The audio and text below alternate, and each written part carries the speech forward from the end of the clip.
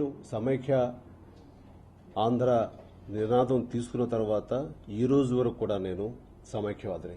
ఇవ్వటం వలన ఈ సమస్య పరిష్కారం అంటే కనుక మొట్టమొదటి వ్యక్తిని రాజీనామా చేయడానికి. సో రాజీనామాలు పరిష్కారం నేను భావించడం లేదు. అలాంటి పరిస్థితి వచ్చిన రోజున ఖచ్చితంగా రాజీనామా చేయడానికి అసలు ఏమాత్రం వెనకంజ వేయను. అయితే ఒక ఆధారం కావాలి.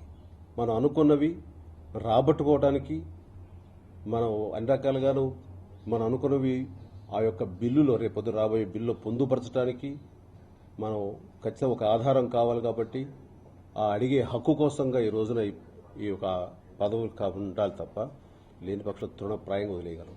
అందుకని నేను కూడా హైదరాబాద్ని 10 సంవత్సరాల రాజధాని కాదు, శాశ్వత రాజధానిగా ఉంచాలి అని నేను పదే కోరుకోవడం జరిగింది. ఆ దిశగా కూడా నేను గట్టి ప్రయత్నం చేస్తున్నాను.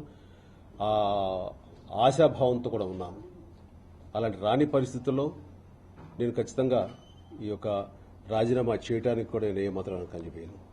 అలాంటి పరిస్థితులే వస్తే గనక నేను ఇచ్చిన మరో ఆప్షన్ ఏంటంటే, డాక్టర్ బిఆర్ అంబేద్కర్ ఏ రోజో చెప్పారు, ఇలాంటి పరిస్థితులు ఈ దేశానికి రెండవ రాజధాని కావాలి, ఢిల్లీతో పాటు మరొక రాజధాని కావాలి, ఆ రెండవ రాజధానికి హైదరాబాదే సరైందని ఆయన చెప్పినటువంటి పరిస్థితి చరిత్రలో ఉంది.